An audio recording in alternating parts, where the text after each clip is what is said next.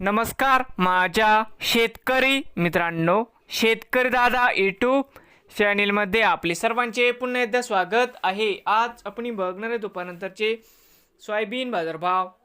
लातूर जिल्ह्यातील किसान मित्र शेतमाल खरेदी केंद्र लातूर येथील आजचे सोयाबीन मार्केट रिपोर्ट म्हणजे दिनांक 17 मार्च 2026। सर्व शेतकऱ्यांनी हा व्हिडिओ संपूर्णपणे बघा, कुठे स्किप करता। तर मित्रांनो, सोयाबीन दरामध्ये होते चांगली सुधारणा। तर मित्रांनो, आजचे चालू खरेदी सोयाबीन बाजारभाव।